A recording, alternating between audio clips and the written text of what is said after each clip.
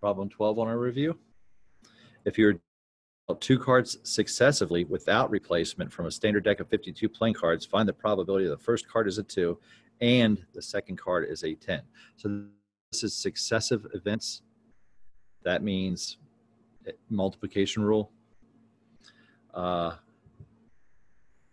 Just to review, the probability that A and B occur in succession is the probability that A occurs times the probability that B occurs given A has already occurred. So we know when we're drawing cards, normally we draw, if we're drawing 2 cards, we draw one, hold it in our hand, and draw a second card.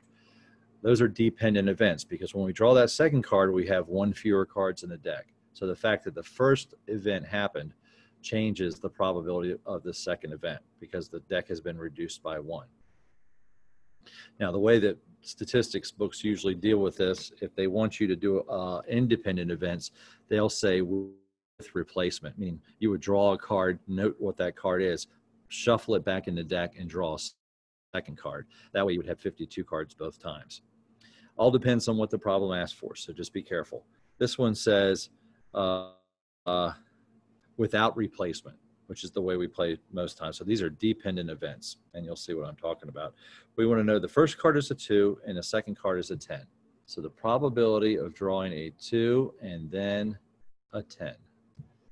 That's going to be the probability of drawing a 2 times the probability of drawing a 10, given that a 2 was already taken out of the deck. So the probability of drawing a 2, we know that the event drawing a 2, there are 4 outcomes in that event.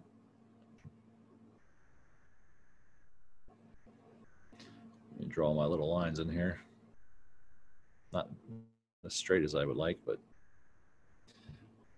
I meant well. And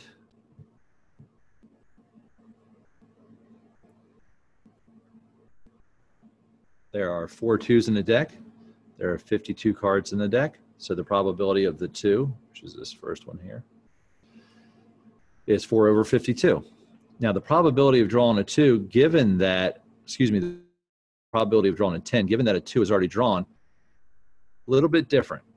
There are 4 10s in the deck, so the numerator, the number of outcomes in the event draw a 10 is still 4, but the number of outcomes in the sample space has been reduced by 1 because we already took a 2 out of the deck. So there are 51 cards left in the deck. So that's going to be 16 over 52 times 51, 2652. And as a decimal, that's going to be 16 divided by 2652, 0.006. So you are, it's not a high probability event, is it? That's less than 1% chance that you'll draw a 10 and a 2 successively from a deck of cards.